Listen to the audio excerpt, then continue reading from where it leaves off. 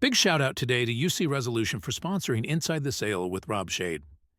UC Resolution specializes in networking, collaboration, and unified communication, helping organizations integrate their data, networks, and communication systems seamlessly. UCResolution.com. We make technology accessible.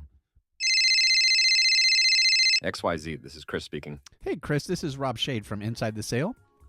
Hey, Rob, how you doing? Oh, man, I'm great. How are you? Yeah, I'm good. Good. What's up? Yeah, so I've got some great news, Chris. I was able to talk to my manager, and we were able to get that price down, so we're going to take 50% off.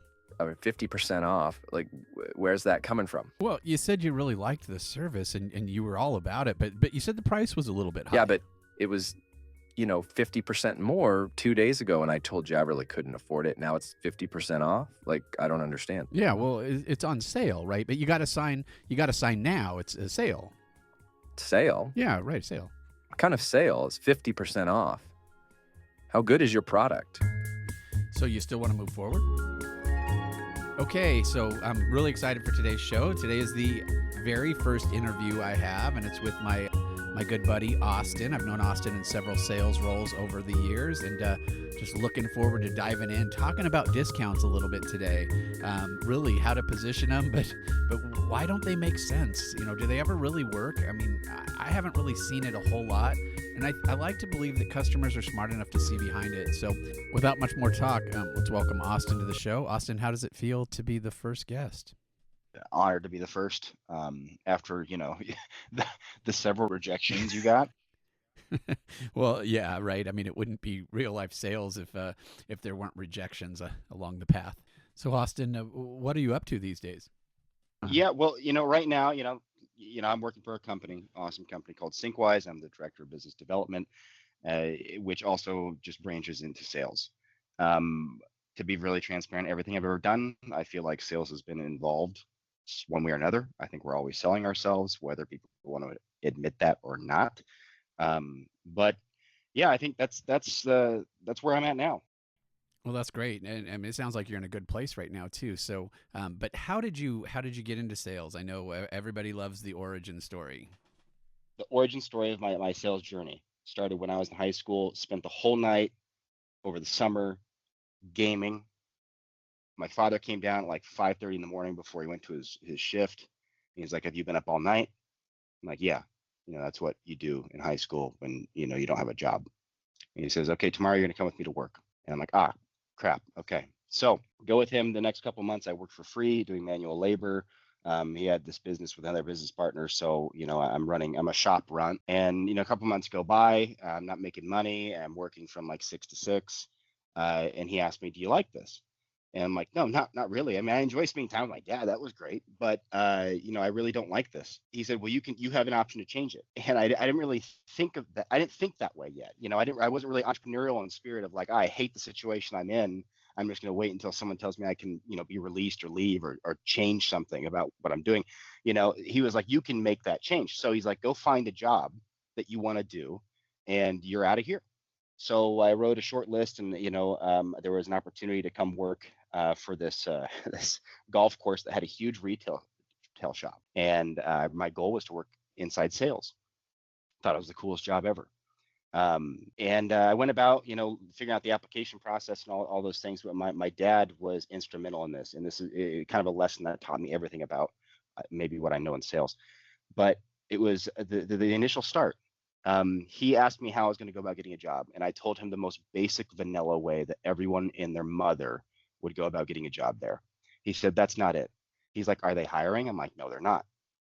And he's like, "Do you have any relations there?" "No, I don't." "Do they know you?" "Not at all." So he's like, "You have to do something that's going to stand out." And I had no idea what that looked like. He said, "Look at what the associates wear.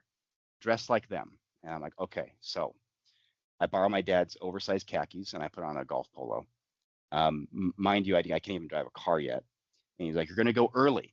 You don't need a resume. You're going to go early when the manager's there. He's going to be the guy that's unlocking everything. You're going to knock on the front door of this huge retail shop. You knock on the front door and you're going to introduce yourself. You're going to just be very transparent, very straight. Like, I don't have a resume, don't have experience, but I'm looking to work." And I did exactly that. He drove me there. 15, 20 minutes before they opened. Sure enough, I dressed in my dad's oversized khaki slacks, polo, go to the front door, knock on it. I see a guy pop his head out from way in the way back. He looks confused as all get out. Comes up, hey, we don't open for another 20 minutes. And I'm like, yeah, I know that, but no, I'm actually here looking to get a job. And he looked so surprised. And he almost looked like kind of taken back in that moment, because here's like this 15-year-old kid just going all out. Sure enough, strike up a conversation. We talked maybe 10-15 minutes. Sure enough, they're not hiring, anything like that, but I was able to get my hat in the ring. So that's all it took. And then from there, I was able to go on and push a little bit more, and then ended up, they had a guy drop out who was unreliable, and they called me. We're sitting down signing paperwork, and I've never signed any paperwork to work somewhere before. He had no idea my age. I couldn't even drive yet. They were going to trust me with operating machinery out on their golf course. I had no driver's license. I couldn't even get to work yet. So it was a pretty fun experience, but I think that is really that's the origin story. I learned so much working there, and then finally worked my way into the retail side of it. And kind of just was hooked with working with people and sales and presenting. What happened there was, I presented myself, I sold myself from the start. I'm big on appearance. I'm really big. I think that does a lot for customers, how they see how you carry yourself. No, what really amazed me about your story that I really liked was, your dad taught you those key elements of sales right there. Right? You have to figure out what your customer is looking for. And so I love that. Like he said, nope, you've got to differentiate yourself. that was a key takeaway. When I heard that story, I was like, man, that's gold advice, right? And then the other thing that he said is get in there early. So differentiate yourself and get in there early. Wow, if those aren't some of the foundations of really good sales, so kudos to your dad for really teaching you those early on. That is amazing. Yeah, that, and the cool thing is, like, I started sharing that with other friends that ended up looking for jobs and looking for work, and did they take me up on that advice? I don't know, but it really set me up in a position to always act older than I really was, and that helped me out through my entire life. That got me into positions and roles that I had no business being in at that time. People always assumed I had more experience than I actually had. It's because I always was someone that was going to show up and do something different. I remember one time applying for a role where you're doing fundraising for a university up in Oregon, and I got the job, but I remember a lady came up to me when I got started, and she said, "Oh my gosh, I remember your interview." And I'm like, really? Like, oh, what did I say? Thinking I offended her or something, or said something ridiculous. And she's like, I remember that, because we had like this all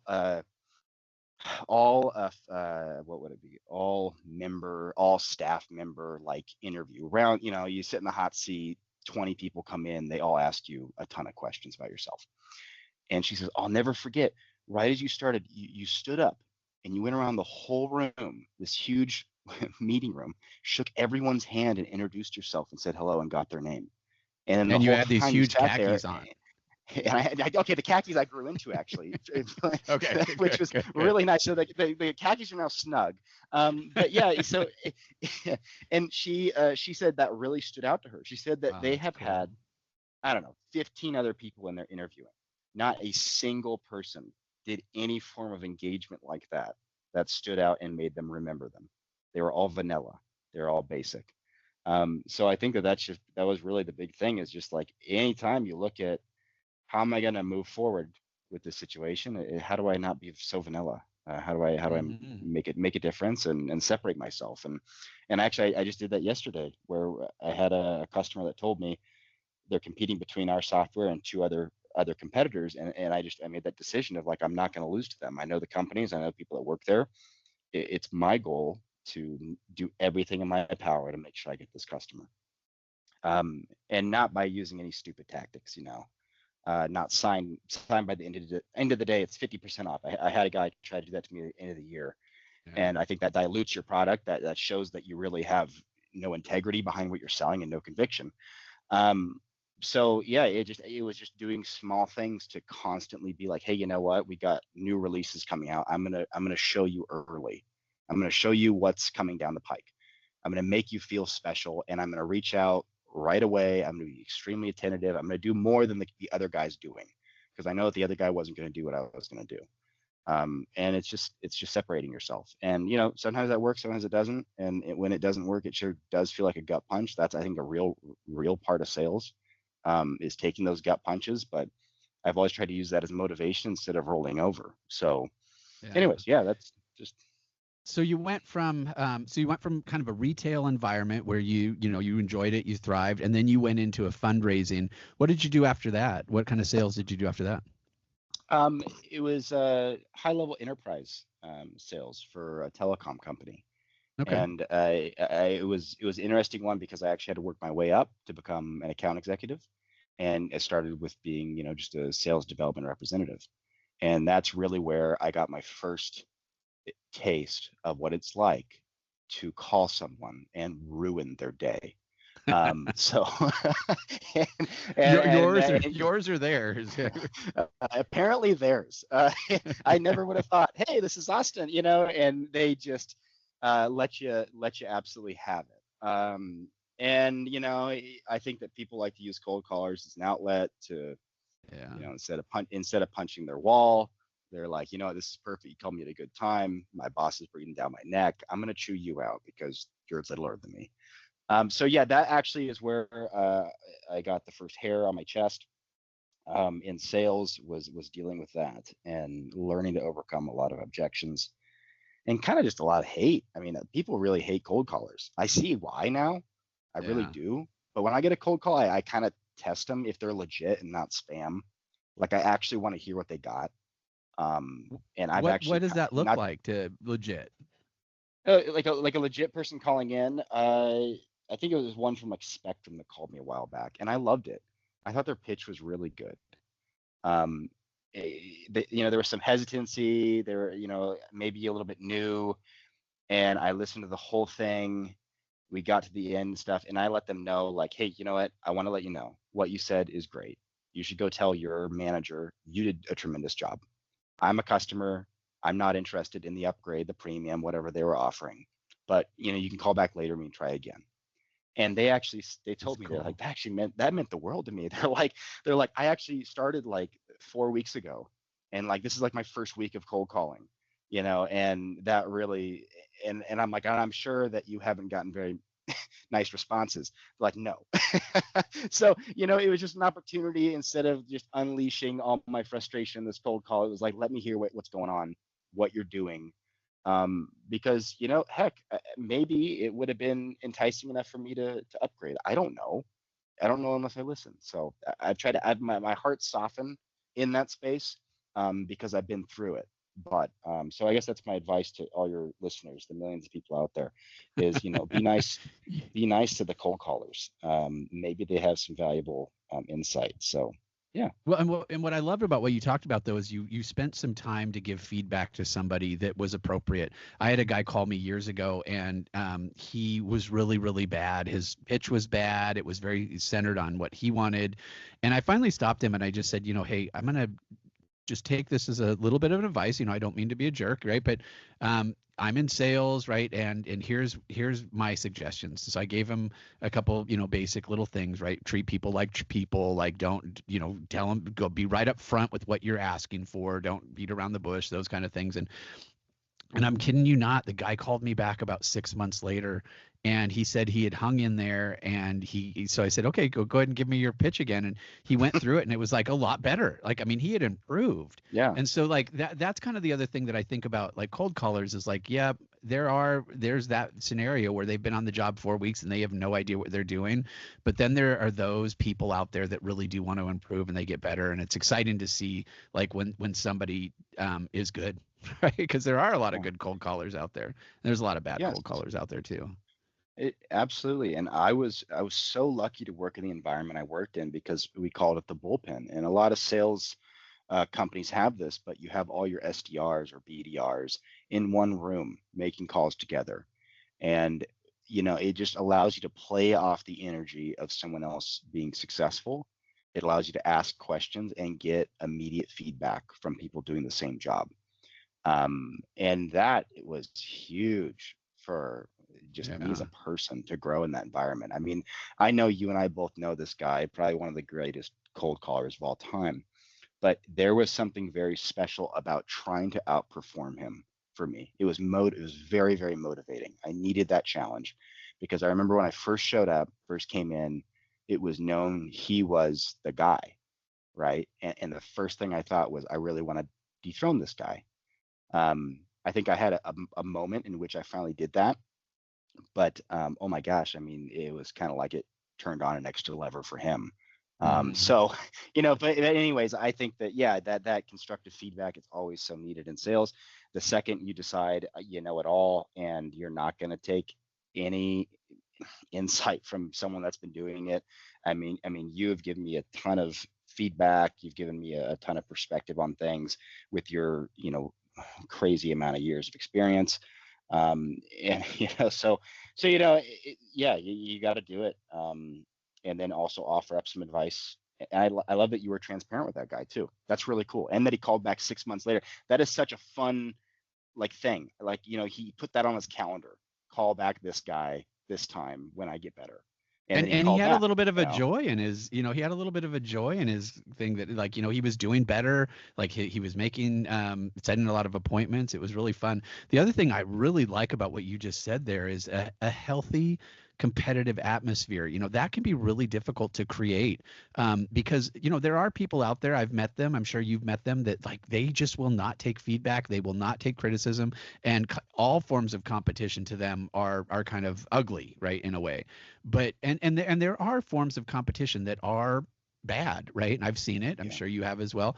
But when you get into that environment where there's really healthy competitive atmosphere to help each other achieve more, it can be just a ton of fun and a ton of learning, a great learning environment. Yeah. And I'm a pretty straight-laced guy. A lot of guys know me. I'm very serious. I have a very dry sense of humor, for the little humor I do have. And so I came into this environment that was very startup energy. It was like you book a meeting, you play a game of ping pong. I'm like, what? you know, like, and then there's always a wager on the ping pong. You always something on the line. You don't just play for fun. It's like you play for Right. something. And I can't Yeah. even share what the something was. But you know what I mean? It's just there's always something on the line. But I was able to adapt and really get outside of my own shell in this new environment. And really, it broke me down in a weird way to then build me back up as a different person. And I don't mean to dwell on this for so long, but you know, I kind of shared how appearance I think is really big, and I always try to, you don't see me wearing, a t-shirt to work or something. I'm wearing a polo or a button down. I like to look presentable. Um, What I love about that though is that, like, we do kind of make these things in our heads. Like, we have to make certain assumptions about our customers, about places that we're going, right? And and so to think through that, like, what I'm going to go into a casual environment, or I'm going to go into a very business environment, right? It's important, right? I don't get to be Rob Shade every time I'm working with a customer, right? There's always elements of my personality, but I'm also trying to figure out, like, what do they need, because they're the most important, right? And I'll tell this story really quick. But a VP of mine, I was selling to a very large fitness manufacturer, global fitness manufacturer, and the VP and I were kind of fretting at the time. We had a business casual environment, but you still had to wear, button down and slacks, and so we were kind of fretting the night before, texting back and forth, what should we wear? And finally, we text, and we're like, okay, no, we're going to go in the apparel that we've got from this manufacturer, right? And Mhm. so we're stressed. We're like, okay, what if we've picked wrong?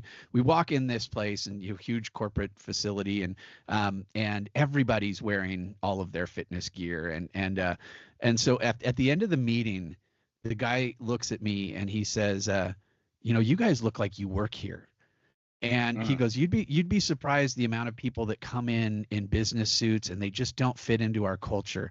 And I was like, man, afterwards we shook hands, and we were like, we won that deal. And we did end up winning that deal. But it was just, the thought that went into us thinking about how we should look and how we should present ourselves. It was palpable. It was real. Like, to us, it was like something that we really cared about.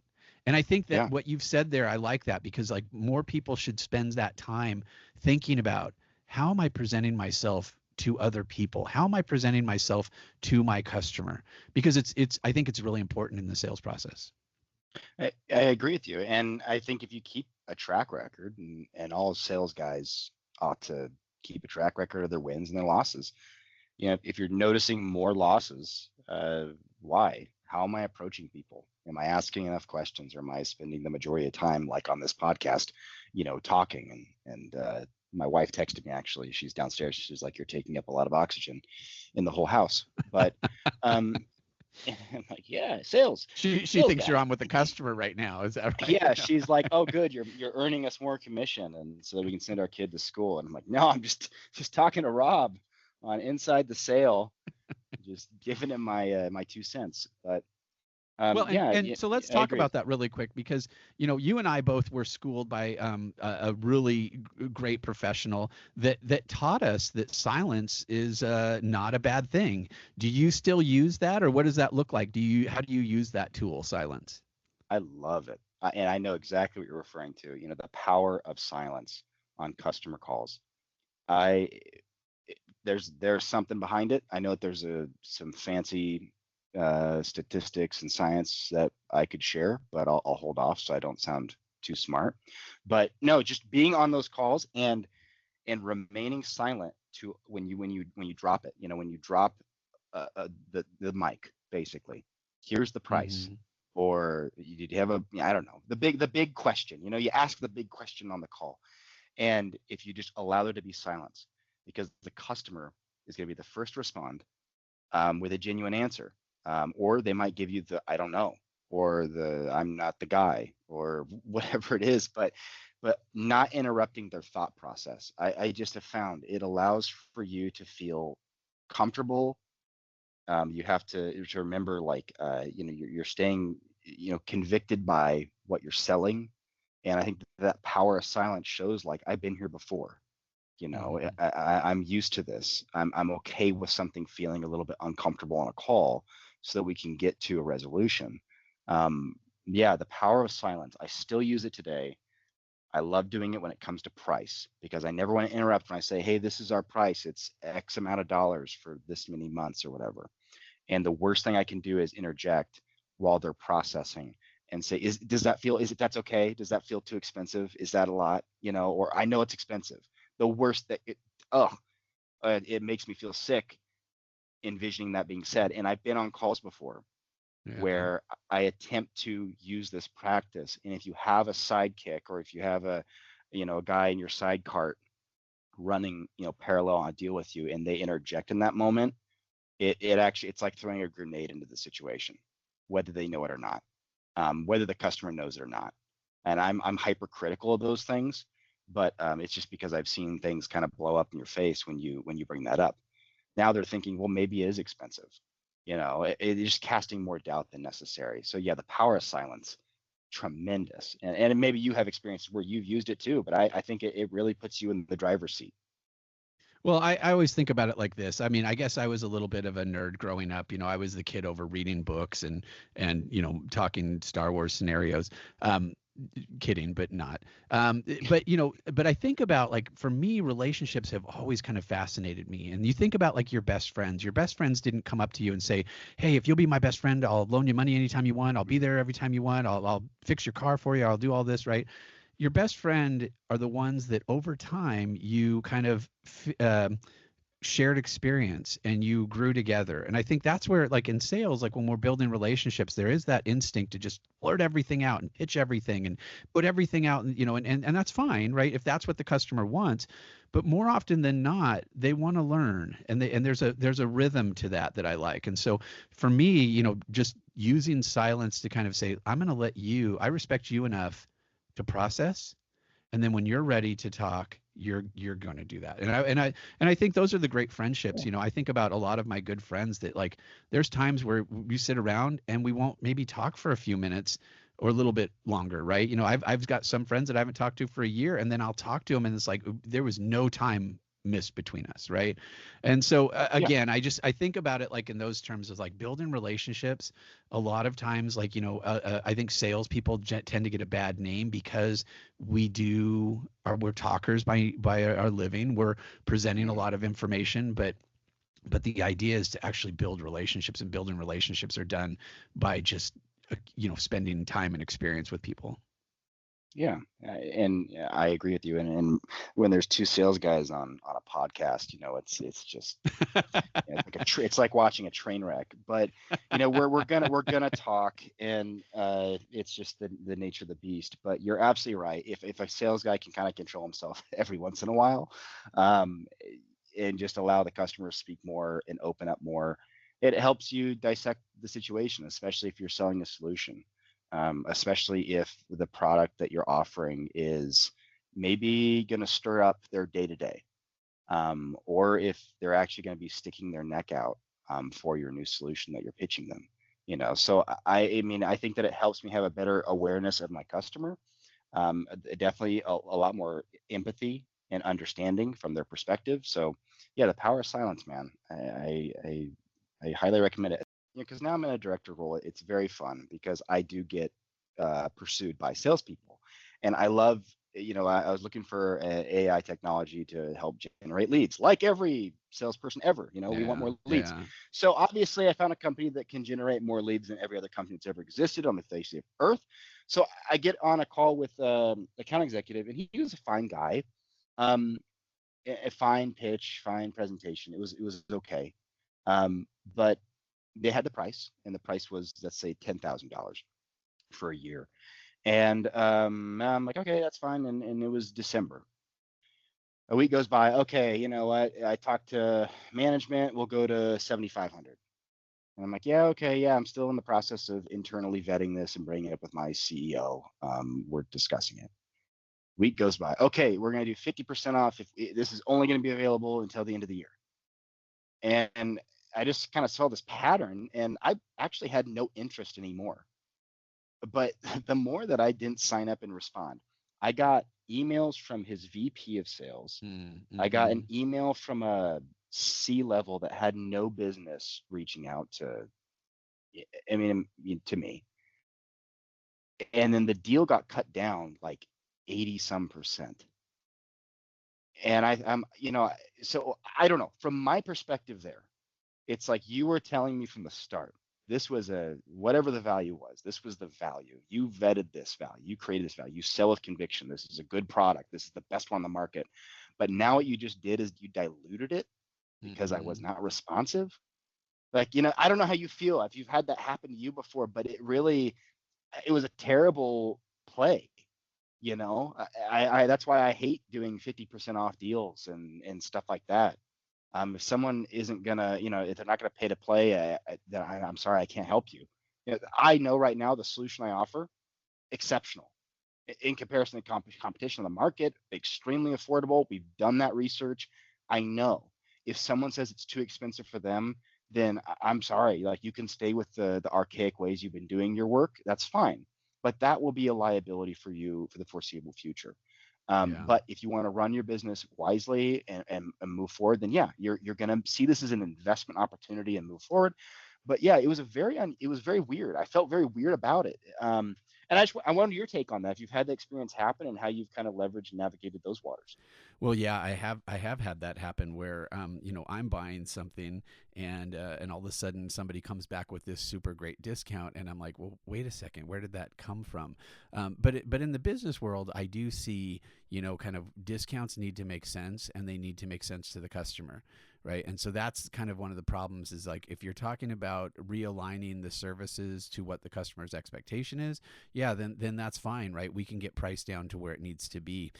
Now, I have seen situations where, like, I had a friend reach out to me recently who was in a competitive bid situation, and they were at like 100,000 a month for a managed services opportunity, and they're got some feedback from their customer that there was a competitor and they're about 50% less, and so their company was wanting to actually discount down below to try to win the business.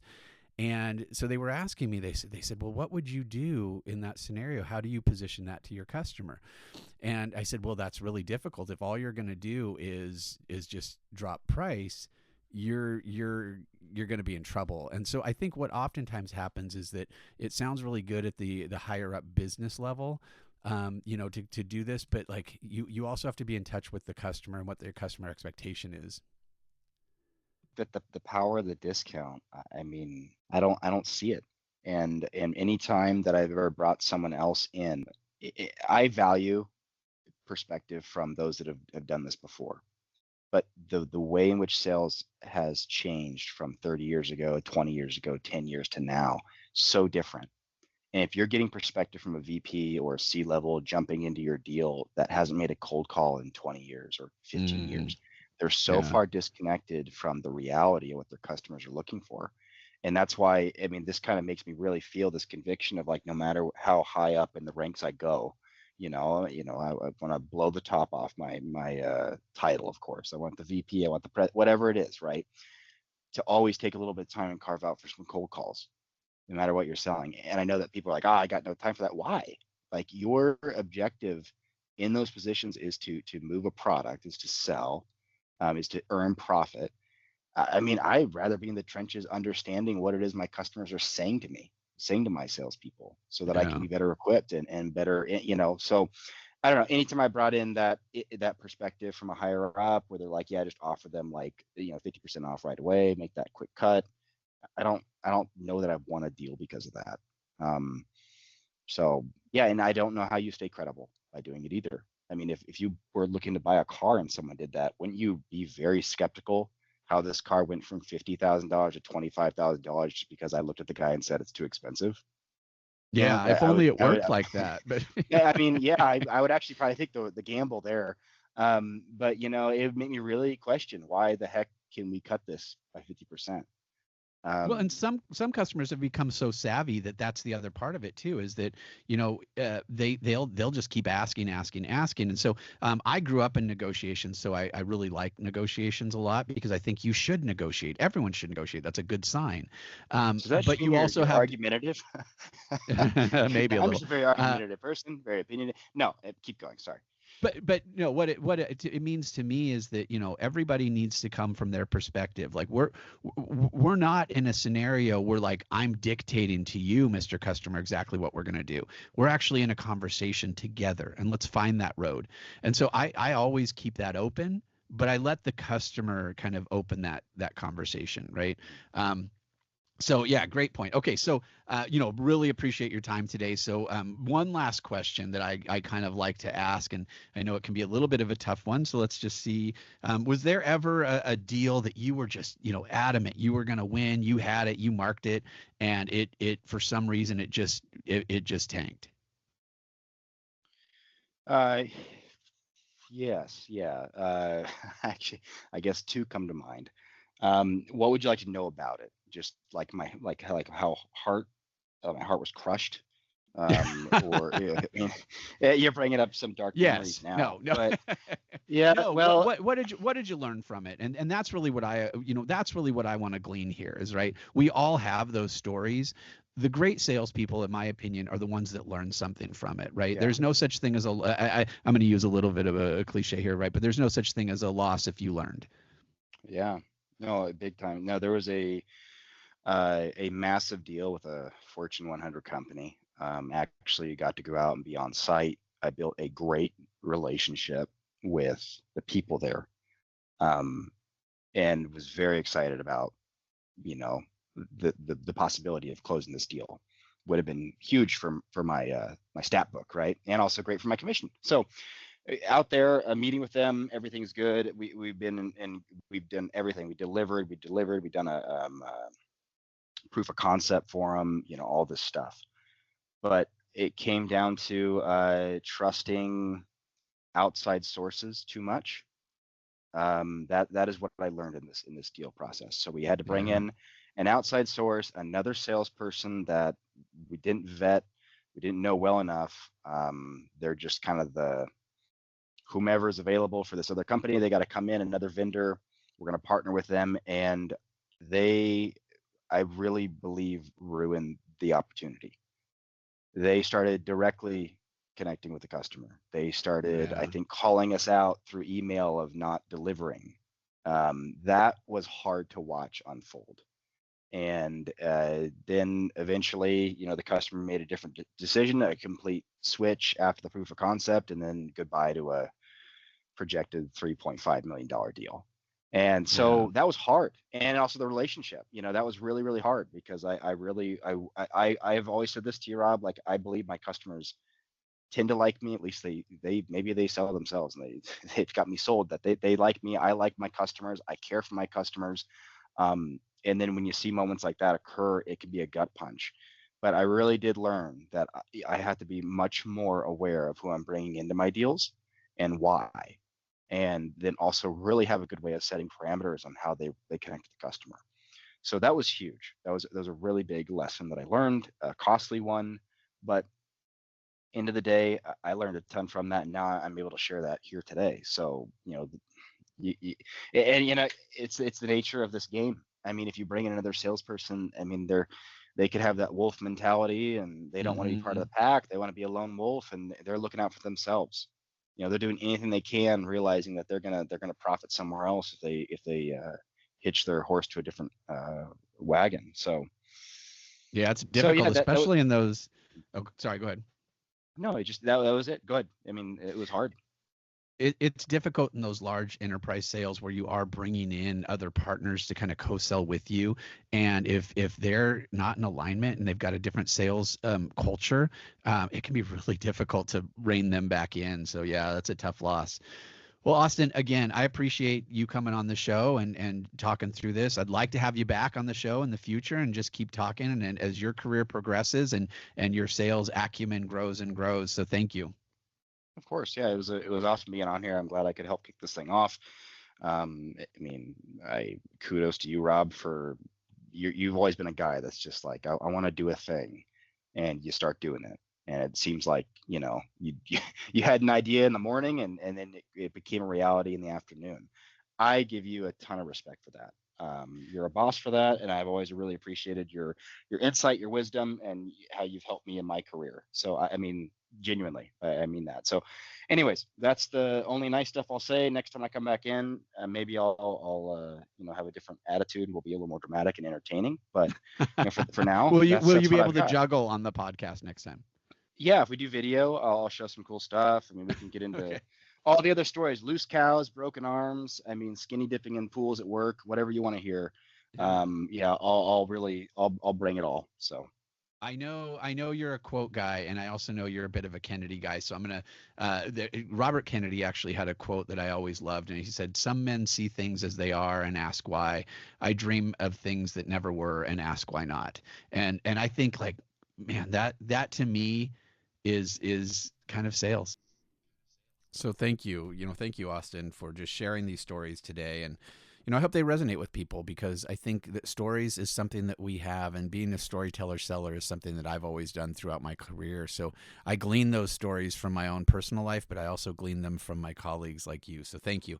And as I look at the keys to the sale today, the differentiator of yourself, that was really powerful. I thought that was really great that your dad gave you such good, solid advice. Set yourself apart. What are you going to do? Get there early. I mean, that's key. Getting into any situation early is key, right? Knowing what your customer wants and thinking about it, right? I really liked that you talked about, dressing like those around you, or thinking about that concept. And of course, I talked about it too, but I think it's a really key and powerful. The other thing that I really liked was, talking about a little bit about criticism.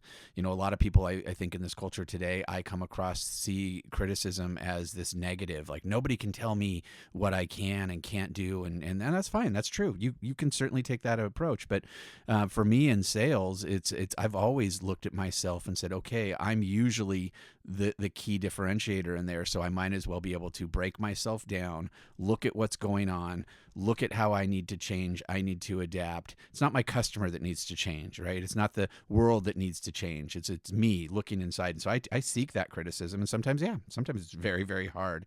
So again, these were great key stories. I loved the power of silence, right? That's something that that I've utilized, not on this podcast, of course, but I've utilized a lot throughout my career, is just letting that moment sit in a little bit of awkwardness, a little touch of insecurity there.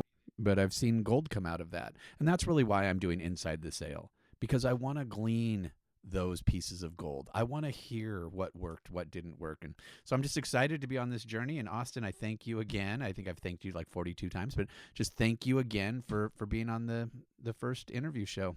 Look forward to seeing everyone again next week on Inside the Sale with Rob Shade.